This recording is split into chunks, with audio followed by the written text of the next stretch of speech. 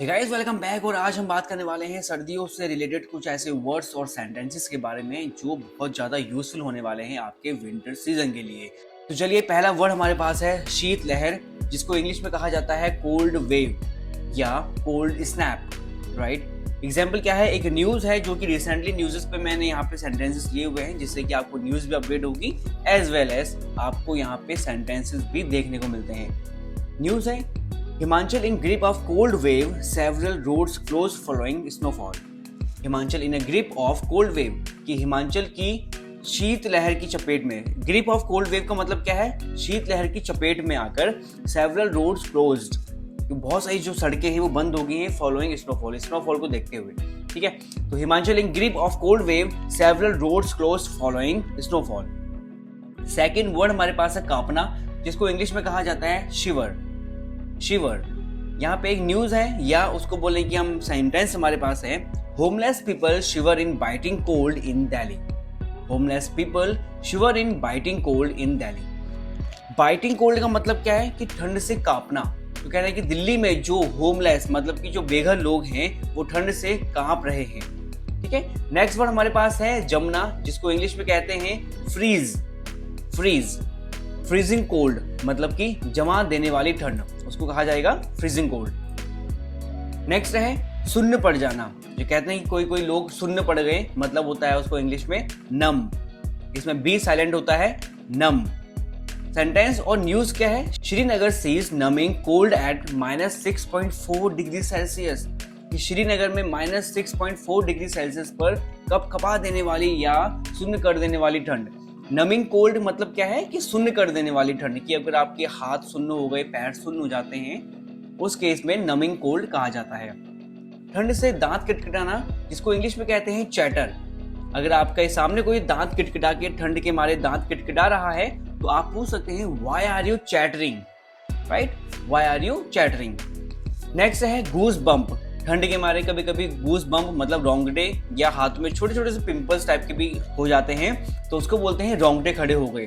तो देखिए, I get goose bumps, जो रोंगटे खड़े होना होता है वो ठंड के मारे भी हो सकते हैं और बिना ठंड के वजह से भी, कुछ बात सुन के या जब आप शॉक्ड होते हैं तब भी ये रोंगटे खड़े हो जाते हैं। सेंटेंस है, I get goose bumps every time I think about it. I get goose bumps every time I think about it, कि हर बार जब मैं इसके बारे में सोचता हूँ तो मेरे रोंगटे खड़े हो जाते हैं, चाहे वो कोई भी एक ऐसी बात है जिसको सुन के आपके रोंगटे खड़े हो जाते हैं। नेक्स्ट वर्ड हमारे पास है रूखी त्वचा, जिसको इंग्लिश में कहा जाता है ड्राई स्किन।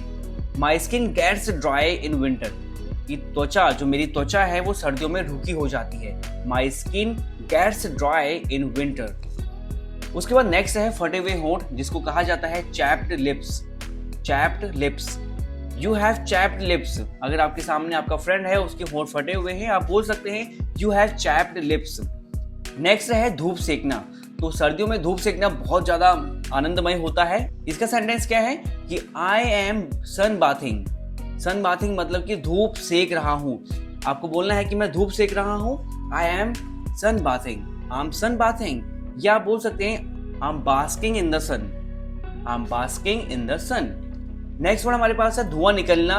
देखिए, धुआं निकलना या धुएं को इंग्लिश में एक ही वर्ड कहा जाता है, स्मोक। उसके बाद है हाथ तापना मतलब कि वार्म हैंड्स, अपने हाथों को गर्म करना, वार्म हैंड्स। मैं हाथ ताप रहा हूं, I am warming my hands. उसके बाद नेक्स्ट है मूंगफली, तो इंग्लिश में कहा जाता है पीनट, राइट। उसके बाद नेक्स्ट है स्नो मतलब होता है बर्फ, और बर्फ के टुकड़े को इंग्लिश में कहा जाता है स्नोफ्लेक। और बर्फ के गोले को कहा जाता है स्नोबॉल। बर्फ का पुतला जो आप बनाते हैं तो उसको कहा जाता है स्नोमैन। और बर्फ के तूफान को इंग्लिश में कहा जाता है स्नो स्टॉर्म। और सर्दियों में होने वाले कोहरे को बहुत इजी है, फॉग, जो कि एक परफ्यूम का नेम भी है, फॉग। उसके बाद नेक्स्ट है धुएं वाला जो कोहरा होता है, उसको स्मॉग कहा जाता है। कभी कभी अगर आप नैनीताल की तरफ कहीं आएंगे तो यहाँ पे देखेंगे कि आप बिन मौसम या गर्मियों में भी आपको बहुत सारा स्मॉग देखने को मिलेगा, जो लगता है कि कोहरे की तरह है, लेकिन उसको स्मोक कहा जाता है। उसके बाद नेक्स्ट है ओश। जो ओश होती है गर्मियों में, सर्दियों में जो ओश होती है उसको कहा जाता है ड्यू। और इसी के अकॉर्डिंग जो ड्यू एक ड्रिंक भी है जिसको हम ड्यू कहते हैं। तो गाइस अगर आपको ऐसे ही वीडियो अच्छी लगी है तो वीडियो का सेकंड पार्ट जो कि हम सेंटेंसेस आप सर्दियों में क्या क्या बोलने वाले हैं उस बारे में भी बात करने वाले हैं। वीडियो को लाइक कीजिए और शेयर कीजिए अपने दोस्तों के साथ। Thank you for watching this video. Keep watching, keep learning and tata bye bye.